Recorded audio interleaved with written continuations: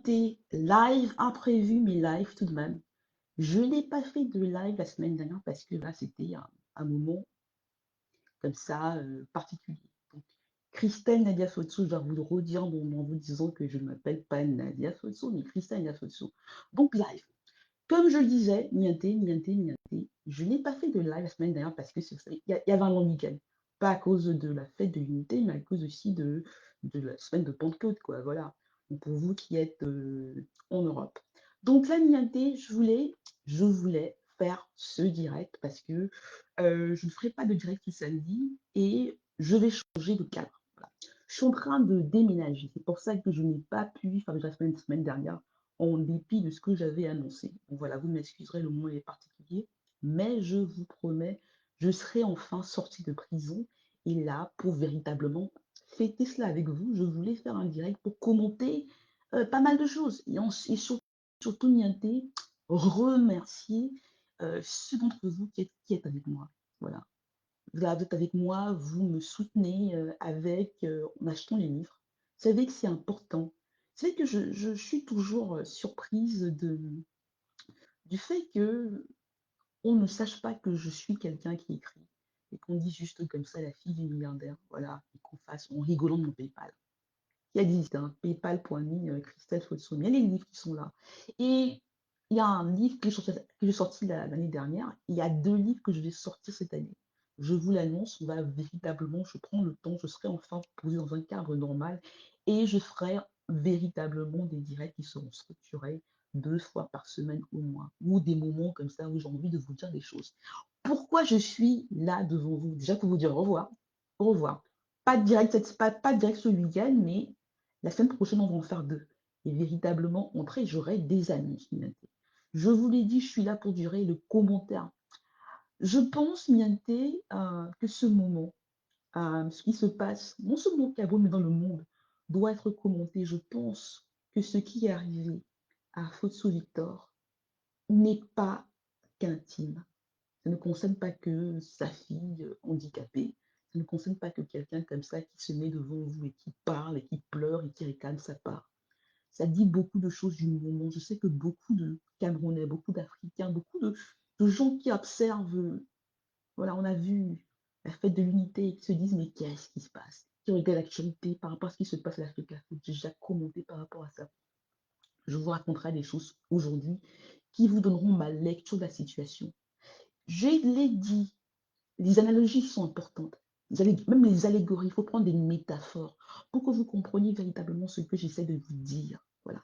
Ce n'est pas des affaires de succession comme ça, énièmes, où on dit Photo Victor, il est mort, et puis subitement, les gens sont là pour réclamer sa part. Cela dit quelque chose du Cameroun. Il y a une fin là qui a été atroce. Bon, Mienté, pour véritablement commencer, il est là, c'est la soirée, c'est un mercredi soir, voilà. Beaucoup d'entre vous, je n'ai pas annoncé direct, vous me ferez l'honneur de le partager après, de le commenter après et voilà, de me dire ce que vous en pensez. Mais aujourd'hui, comme ça, je voulais déjà faire deux choses, déjà vous dire pourquoi j'ai critiqué la messe d'action de grâce qui s'est tenue samedi dernier. C'est samedi, je pense. C'était dimanche ou samedi, je ne sais plus quand c'était. Je crois que c'était dimanche. Non, c'était samedi, je pense. Je ne sais même plus. La semaine a été longue. Voilà, je dis, je suis en plein déménagement. Donc vous excuserez le fait que voilà, je ne sache même plus voilà, où je suis ou quoi que je fasse. C'est un moment particulier. Donc je voulais expliquer pourquoi je critiquais une messe d'action de grâce. Tout le monde peut la faire. Tout le monde peut se dire, j'ai envie de faire une messe pour Victor. J'ai envie de demander, les chrétiens, moi je n'ai pas la foi, mais ceux qui l'ont peuvent se le permettre. Mais la mienté, dans cela, il y avait beaucoup d'hypocrisie. Même pas de l'hypocrisie, mais il y avait de la monstruosité. On voyait des gens comme ça qui ont laissé Photo Victor mourir comme un chien. Et le diocèse de Bafoussam-Nianté, c'est celui où Fotso a fait une dernière donation d'1 milliard. Et le diocèse de Bafoussam, celui qui a fait la messe, ne se pose jamais la question, mais comment cet homme-là est mort? Mais qu'est-ce qui se passe? Qu'est-ce que euh, sa fille, sa mère, qui est avocate, qui écrit des livres, qu'est-ce qu'elle dit? Comment est-ce que nous, les hommes de foi, nous qui l'avons connu, nous qui pouvons dire des choses sur lui, qu'est-ce qu'on peut dire de ça? Pourquoi on ne dit pas des choses? Pourquoi on se contente de prières? Il y avait là des personnes qui ont joué un rôle clé, qui ont, passez-moi les mots, mais tapé mon père, et qui étaient là, qui faisaient comme si ce dont mon père avait besoin en ce moment, c'était des prières. Comme si tout maintenant était là, comme si la religiosité était plus importante que les actes. Je l'ai dit et je dois le redire, je vais le redire jusqu'à ce que je sois entendu. Les dernières volontés de Fosso Victor sont connues. Il n'y a pas comme ça le désordre qui est là. Et comme tout désordre camerounais, il est politique et il est organisé parce qu'il profite à quelques personnes. Je le redis, les dernières volontés de Fosso Victor sont connues. Le désordre qui existe là, il est comme tout désordre camerounais. Il perdure parce qu'il arrange beaucoup de monde et parce qu'il est politique. Ce n'est pas une guerre de succession comme ça, où on dit les héritiers, les ceci, il n'a pas organisé la succession, non. Fosso Victor a organisé sa succession. C'est le pouvoir politique. Parce qu'il y a eu quelques-uns, deux enfants, je l'ai dit que, et les hommes là, des fautes, le tasse du faux et du cul, qui ont tout pété parce que les dernières volontés ne les arrangeaient pas. L'ordre, la légalité leur posait un problème.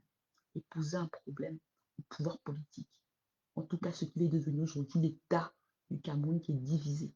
C'est ce que je dis, Nianté, en me mettant là devant vous, en essayant de vous raconter cette histoire. Donc, la messe d'action de grâce du Dieu de Bafoussam était indécente. On a là un patriarche qui a dit comment il voulait être enterré, a dit ce qu'il souhaitait, et qui a fait ce que les hommes de sa trempe font partout dans le monde lorsqu'ils veulent laisser des traces. Ils séparent le familial, le privé, des affaires. Et ils essayent de corriger les erreurs qu'ils ont commises en devenant trop politiques. À cause, je l'ai dit, d'un fils qui s'est dit que la politique pouvait lui permettre de remplacer son père. Les gens qui étaient là ne pensaient qu'à l'héritage. Ils se servaient de la religion comme cachette, pour cacher leur handicapage, pour éviter que la vérité ne soit connue. Et c'est cela qui rend cela indécent. Je pense que l'Église en Afrique a un rôle qu'elle ne remplit pas toujours. Et que là, vu que mon père, alors qu'il savait que les choses s'annonçaient très mal, a fait cette donation d'1 milliard pour construire une cathédrale à Bafoussam. Il y a quelque chose que l'Église, que le diocèse de Bafoussam doit, ce ne sont pas des prières, mais sont des mots. Le prêtre, je ne me souviens pas de son nom, il m'excusera. Il y a des choses qu'il aurait dû dire. Il y a des questions qu'il aurait dû poser. Surtout quand on sait comment Fosso Victor est mort. Surtout quand on sait ce qui se passe. On ne peut pas mienter face aux faits. C'est pas moi qui me mets là devant vous et qui raconte ma vie. Il y a des choses graves là. Il y a un homme qui a tout donné à son village, mais qu'on n'a même pas encore enterré. Pour le roi Bandjoun qui se trouve en Europe en ce moment, Fosso Victor encore moins. Il considère que vu que le pouvoir politique, vu que les enfants qui étaient là se sont menés pour casser la succession, il ne s'en est pas mêlé. C'est pour ça que, en dépit du fait que on peut penser que c'est sain de prier pour l'âme d'un membre, de se rappeler qu'il a été par une messe d'action de grâce. Mais ça, mienté, c'est indécent. Et pourquoi est-ce que j'utilise le titre de cela, c'est le live Laurent Gbagbo? Je voulais, en vous racontant une anecdote mienté très rapidement, je ne vais pas faire trop longtemps avec vous, vous dire, contextualiser l'historicité. Vous savez, je cite toujours Jean-François Bayard. Ce qui rend ce moment camerounais, africain, fou comme ça, c'est qu'on considère toujours que l'Africain, c'est particulier, que sur l'Afrique, tout est possible. On est face, il y a une comme ça, une amnésie organisée pour faire passer euh, toutes sortes d'absurdités, de grossièreté, de monstruosité. Et je voulais en vous parlant de Laurent Gbagbo. Non, je n'ai pas commenté de manière idiote la politique ivoirienne. Moi, je ne suis pas panafricaniste. Je sais que je suis une intellectuelle spécifique. Je ne sais pas tout. Je n'ai jamais été en Côte d'Ivoire. Je ne peux pas vous parler des affaires internes de la Côte d'Ivoire. Mais je voulais vous parler d'un moment avec mon père qui concerne Laurent Gbagbo pour véritablement vous expliquer beaucoup de choses. Et toujours mienter. C'est l'analogie qui est importante. Je dirais aux Ivoiriens qui m'écouteront plus tard que non, moi je ne fais pas, je ne vous donne pas de leçons. Je parle de ce qu'un homme, une légende africaine pensait de Laurent Gbagbo pour véritablement dire pourquoi la fin des aînés sur le continent africain est importante et que quand on la rate, ça mène à tous ces désordres-là. Parce que ça sort l'Afrique de l'histoire en faisant penser que tout c'est toujours l'immédiateté et que la réalité politique peut payer en Afrique et qu'on peut tout faire, que tout se vend, tout s'achète. Pour Mianté, euh, quand on arrête le président Gbagbo, je suis à Paris et mon père et moi on regarde la scène. C'est ça dont je vous parlais. Je ne vais pas faire un commentaire encore une fois sur la situation sur Gbagbo qui a présenté sa candidature pour la prochaine élection présidentielle ivoirienne. Je ne ferai pas un commentaire. Encore une fois, je ne sais rien de la politique ivoirienne. Mais je voulais parler de ça. Donc, quand on arrête le président Gbagbo, après l'élection présidentielle et qu'il se passe ce qui se passe, je suis avec mon père à Paris. Il regarde la scène. Tout le monde se souvient des images. On a un président, élu ou pas, mais qui a été président de Côte d'Ivoire qu'on arrête. Il y a Simone Gbagbo. Vous vous souvenez, on tire ses cheveux. Laurent Gbagbo, il est en bras de chemise. C'est une humiliation totale. Je suis avec mon père comme ça. Vous savez, c'était juste après l'arrestation de son plus long fils. Voilà.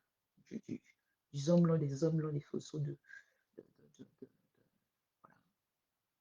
du tasseau du faux. Cette arrestation-là avait ouvert à mon père sur sa mortalité et ce que son fils lui avait fait. Je dis toujours aux gens qui veulent réduire tout ceci à de leur encore à une rivalité familiale, à une rivalité entre un demi-frère et sa demi-sœur, que sur le continent africain, lorsqu'on le nom Fotso, lorsqu'on a autant d'argent que mon père en a eu et que son fils lui a pris, et qu'on se fait arrêter, comme dit Michel Fotso, et qu'on passe autant de temps en prison, on comprend qu'il y a là autre chose. Que ce n'est pas juste la criminalité, qu'il y a quelque chose de plus profond là. Mais revenons à Laurent Gbagbo. Mon chat et mon père, ils regardent cette scène-là. Et je le vois comme ça qui est, je vais utiliser un anglicisme, mais transfiguré. Il regarde la scène. Voilà, on voit Laurent Gbagbo, c'est un moment, les policiers l'arrêtent. On voit Swan Balbo, son bien, elle est en prière, elle est en transe parce qu'elle est évangéliste. Elle est ce qu'on appelle Rosalie born again. Il regarde ça. Vous savez, à un moment, il ne dit rien parce qu'il est choqué. Et je veux dire que mon père, c'était pas quelqu'un qui était pro-Gbagbo. Si je devais le citer, je dirais qu'il est plutôt ouattariste. Il était en tout cas. Parce que, vu d'où venait le président Ouattara, il se disait que bon, si quelqu'un peut venir en Côte d'Ivoire et faire que l'économie reprenne, et que voilà, on ne peut pas interdire à quelqu'un du Nord de devenir président de Côte d'Ivoire. C'est le commentaire. Il vaut ce qu'il vaut. Je ne dis pas que c'est là. Je ne dis pas que c'est un commentaire éclairé. Encore une fois, un intellectuel spécifique, je donne des appréciations qui peuvent être niaises. Je le conviens. Mon père regarde cette scène-là avec Laurent Gbagbo. On humilie un président qu'il soit élu ou pas, mais qui a été président de Côte d'Ivoire. à son épouse, qui a été première dame. Et il ne dit rien, il se tait, il regarde cette scène-là. C'est en 2011. Il y a un moment, il se lève, et il regarde ça, et il dit, on ne fait pas ça.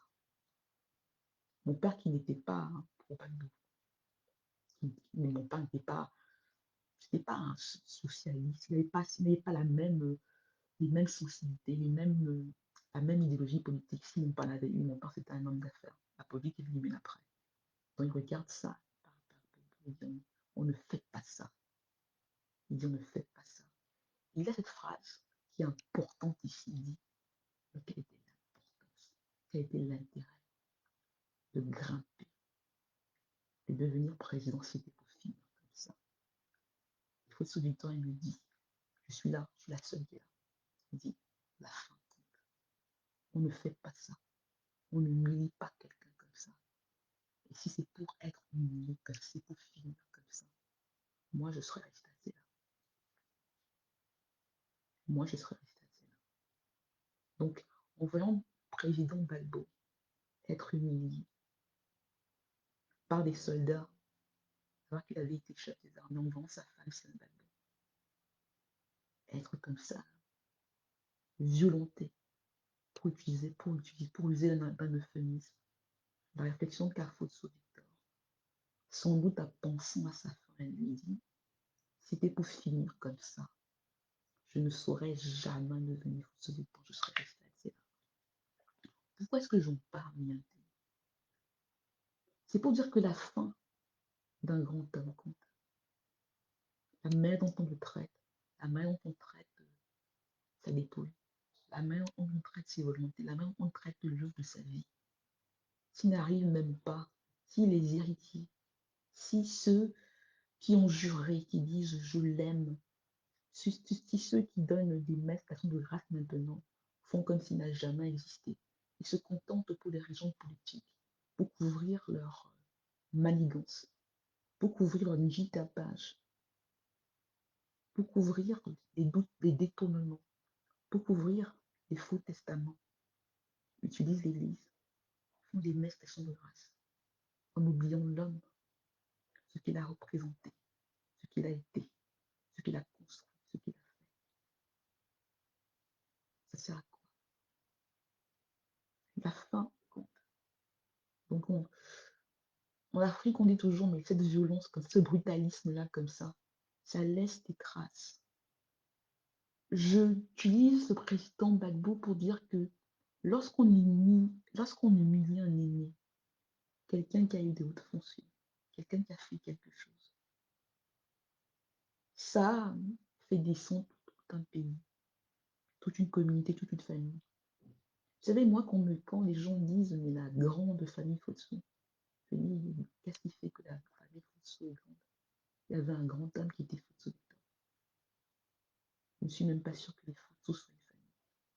Parce que lorsqu'on laisse le patriarche, lorsqu'on laisse le père, lorsqu'on laisse celui qui fait le nom Fotso mourir comme ça, et qu'aujourd'hui encore, aucun d'eux n'est capable de dire comment il est mort. Aucun d'eux n'est capable de dire on est en train de respecter ses dernières volontés. Ils font tous des conseils d'administration pour continuer de détourner la fortune comme si c'était juste ça le plus important que réalise. Et moi je dis, la fin compte, les valeurs comptent. L'Africain, les Camerounais, c'est pas juste comme ça l'argent, c'est pas juste ces batailles de chiffres, c'est pas juste l'ego. Des valeurs, il doit y avoir des valeurs, ça compte. Et quand on réussit à construire quelque chose, les traces comptent. On ne peut pas juste effacer comme ça et se venir se mettre là et donner une manifestation de grâce. La fin compte. Qu'est-ce qui se passe donc là? Qu'est-ce qui fait la grandeur? Quand les Camerounais disent le Cameroun il est grand. Qu'est-ce qui fait la grandeur d'un pays? C'est le comportement de ses citoyens. C'est pas le vote. À quoi est-ce qu'on accorde de la valeur? Juste au football. Quelle valeur on défend? On a des enfants Fotso qui ont tout de leur père, tout, mais qui sont incapables de se battre pour lui. Ils sont incapables, je le redis, de se battre pour lui. On a un État qui accepte que l'accent soit mis sur une distribution qui n'a aucun lieu d'être, puisqu'il y a le dernier volet de Fosso Victor, où il se sort du jeu politique, en se rappelant qu'il était avant tout un capitaine d'industrie. Mais on politise.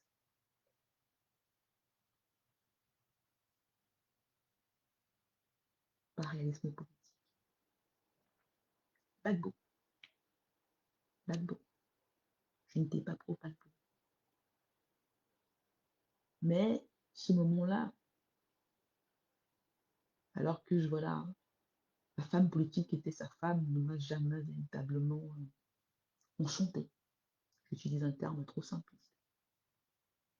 On le vit comme une humiliation parce que ça nous rabaisse tous. Le tapage de Fosso Victor rabaisse la Camerounité.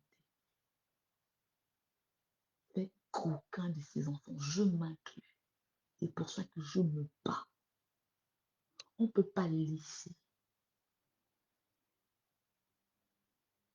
violer un grand homme et juste dire, je veux ma part, juste utiliser toutes les astuces juridiques, faire du juridisme comme à la FECAFO, contre le ministère et la FECAFO, en oubliant les valeurs, sans se poser la question.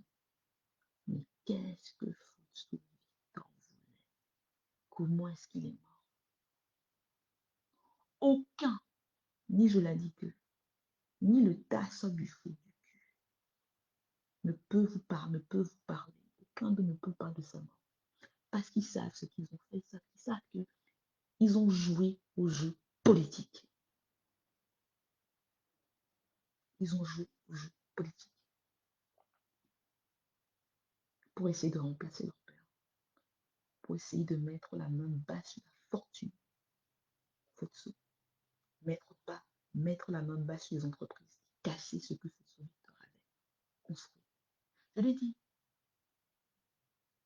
les enfants de milliardaires ne sont pas des milliardaires. Il n'y avait qu'un milliardaire, des Fosso Victor. Même Yves Michel Fosso. La fortune qu'il a, il a volé à son père avec le Gabon. Même les hommes-là, des hommes-là, des Fosso. Même le tasseur du fou du cul, l'argent qu'il a, il a volé à son père. Il a volé à du Cameroun en sol Fosso. Gbagbo.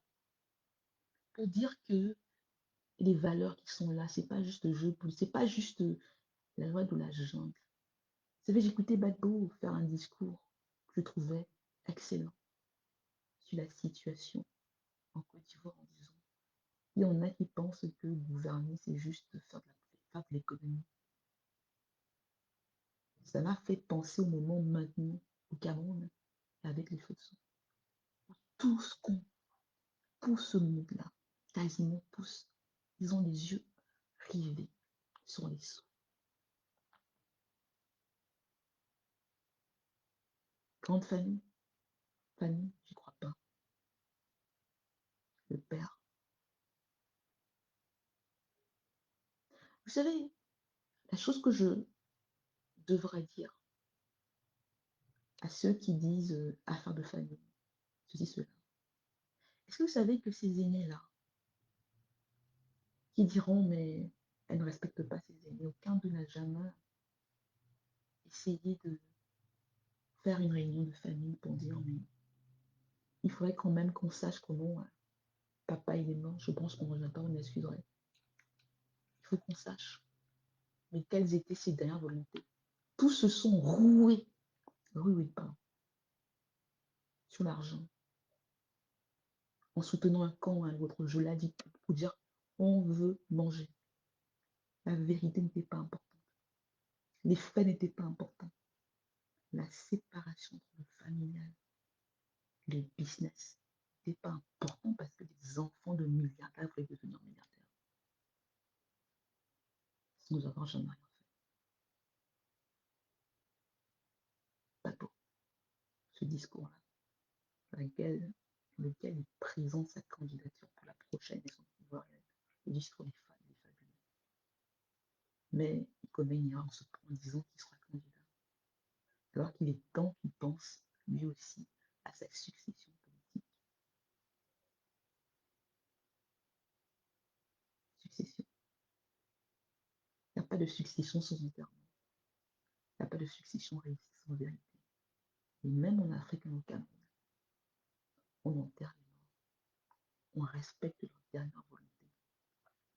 On ne se partage pas sauvagement en instrumentalisant un État qui se défait avec des officiels qui ont des prises illégales d'intérêt pour tout casser. Le désordre au Cameroun, les désordres au Cameroun lorsqu'ils perdurent sont organisés. Niaté, j'ai beaucoup parlé et je pense que j'aurai le temps maintenant qu'on va changer de cadre, je ne serai plus dans je sors de ma prison, ce décor qui vous fatigue et voilà, je pense que j'aurai enfin pu faire quelque chose avec mes cheveux, avec ma touffe qui va partir dans tous les sens. Je serai un peu plus présentable et je vous promets qu'on prendra le temps de développer tout ceci. Mais je dois le dire, Niaté, c'est pas un combat de. Je ne fais pas du virilisme. Je ne me mesure à personne, même pas au tassa du faux du cul, même pas je l'ai dit que. Je défends l'honneur de faute Victor, que je refuse encore une fois de laisser à des chiens. Vous savez, le roi Banjoum, il est en Europe. Il était en Belgique, mon troisième pays après les États-Unis et le Cameroun. Et j'avais envie, c'est peut-être aussi une raison pour laquelle j'ai pas fait le direct, de ne pas avoir à le clasher. Je ne crois pas qu'on clash un roi. J'ai envie de l'interpeller, très rapidement. Et ceux parmi vous qui le peuvent, je demande de couper cette partie du direct et de le lui envoyer. Maintenant, comment pouvez-vous? Vous savez comment vous êtes devenu roi Banjoum. Vous savez que vous ne l'aurez pas été. Si Fotso Victor ne vous avait pas donné une partie de sa légitimité. Comment pouvez-vous faire semblant de croire que ça n'est pas un scandale d'État? Alors qu'une des raisons pour lesquelles vous n'êtes plus sénateur aujourd'hui, c'est le fait que vous n'avez pas joué le rôle que Yaoundé le voulait. Je vais le redire un peu mieux, je vous demande de m'excuser d'être comme ça, de ne pas avoir aujourd'hui le langage facile parce que je suis fatiguée, parce que je prépare. Voilà, vous qui préparez des déplacements, des déménagements, comprenez quand je suis fatiguée. Mais non, demain, c'est pas une affaire de famille. Vous savez qui était faux.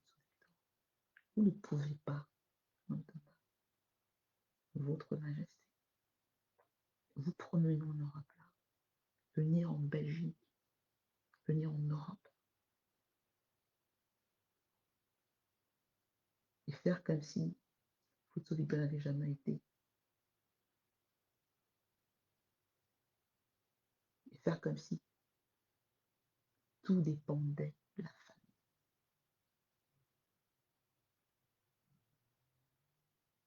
Ce n'est pas possible. Et je le dis, je sais que vous allez être tenté de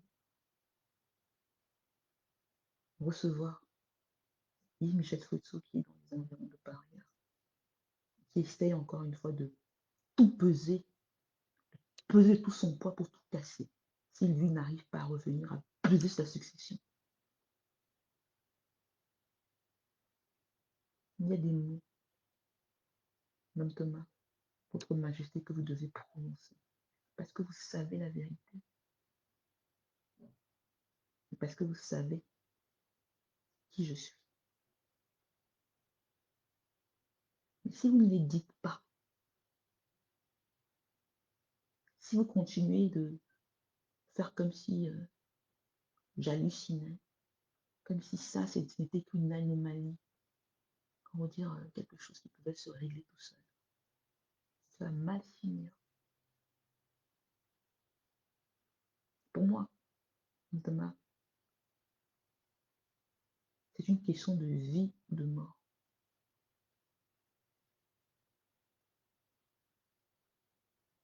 Je ne vais jamais lâcher.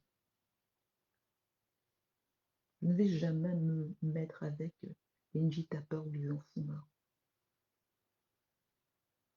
Il n'y aura pas de photo de famille. On ne lavera pas le linge sale de famille. Pourquoi? Vous le savez. Parce que Fonia m'a tranché. Qui vous a dit ce qu'il voulait. Que vous savez ce qu'il voulait. Que tout le monde sait ce qu'il voulait. Que le plus important est ce qu'il voulait.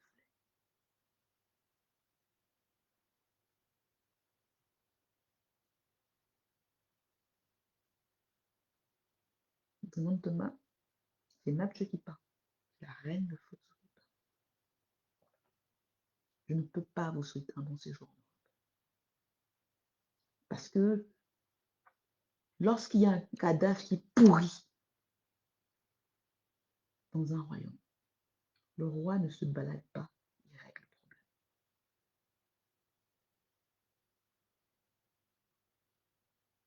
Et lorsque la reine d'un chef est attaquée, il y a des choses que le roi dit, surtout lorsqu'il sait la vérité.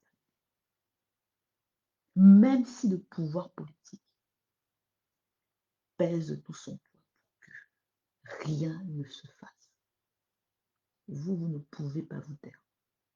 Parce que Banjoum, et ça c'est mon père qui le pensait, c'est Fonia qui le pensait, n'est pas qu'une simple chauffeur d'Amérique. Il y a une histoire à Banjoum qui est particulière.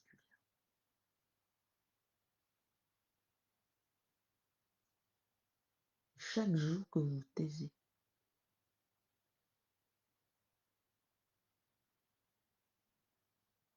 vous diminuez votre légitimité en rabaissant la chefferie.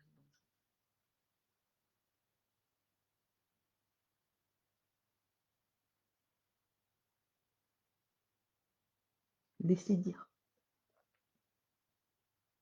que c'est Fotso qui a créé ce désordre-là que vous savez qu'il a organisé. Alors, ça va vous faire comme il a souffert. Il n'est pas dit.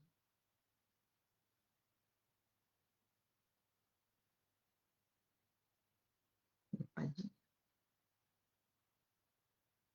Je ne vous cache pas, Votre Majesté. Je ne vous sermonne même pas. Je vous dis ce qui est. Plus de 4 ans de deuil. Pas d'enterrement. Rien n'a été fait. Il n'est même pas enterré où il devait être enterré. Les rites traditionnels n'ont pas été faits. Pas de funérailles. Vous savez qui est le successeur. Vous savez que ce n'est pas ceux qui dansent là. Les mots que vous devez avoir. Bientôt, nous aurons le temps de développer tout cela, mais je voulais appeler ce live peut-être de manière prétentieuse. Le live Laurent Gbagbo, vous parlez de cela, pour vous dire, sans doute en pensant à la situation camerounaise, mais la manière dont une famille, des enfants enterrent leurs parents, la même dont une nation traite ses chefs d'État, anciens ou pas, impacte le présent et l'avenir. Si on me fait mal, on peut péter. Vous regarderez toutes les nations qui ont, comment dire, pendu leurs anciens chefs d'État, traîné dans la rue, chassés, sans les laisser revenir. Le RDC, Mobutu qui est toujours au Maroc, il y a Idjo et tout ça. C'est pas des autres. Il y a comme ça quelque chose qui pourrait. Parce que quoi qu'on pense des hommes, quoi qu'on pense de leur politique, ils ont un moment représenté le Cameroun, ou l'Afrique, ou le Congo, ou quoi que ce soit, ou le pays. Et c'est ça qu'on doit respecter. Pas pour eux, mais pour la communauté, pour l'ensemble. C'est ça que les fautes ne comprennent pas. Qu'en se ruant, faire des conseils d'administration qui n'ont aucune valeur juridique, elles le savent. En espérant comme ça avoir la part avant qu'on ne lise le testament, avant que tout, que la légalité, que le droit ne reprenne dessus, que la vérité ne soit sûre. On fait exposer l'ensemble. Je dis, il n'y a pas de grand famille. Il y avait un grand homme qui a fait des enfants qui sont des nains et qui n'arrivent même pas à se mettre ou à essayer de se mettre à sa hauteur. Vous savez, Mienté, je vais vous laisser avec cela. En vous disant, en vous donnant rendez-vous la semaine prochaine, en vous confirmant, je suis en train de bouger. Cet endroit, je sors de prison. Voilà. On va ailleurs, je déménage. Et on sera posé. Mais je vous laisse avec ce proverbe kanak en hommage à la Nouvelle-Calédonie. Calédonie. Il dit, ça je vous donne une dite à peur. Je dis, je l'ai dit que je le dis au tassable du faux du cul. Les hommes l'un des hommes, les choses Fotso. À ces aînés-là, chez Fotso voilà, qui sont tellement focalisés sur l'argent, par dépit, qui veulent devenir des milliardaires parce que ils sont frustrés par le testament de leur père, par cette dernière volonté. Je leur dis juste une chose, et ce sera mon dernier mot. Et je vous rappellerai que vous pouvez toujours, il y a des limites qui sont là, on ne peut pas, je ne demande pas. Proverbe kanak. Michel, je l'ai dit que Alain, Jules, Rachel, Roger, Lucie, Eliane, Jeanne, John, Victor-Marie, Franck,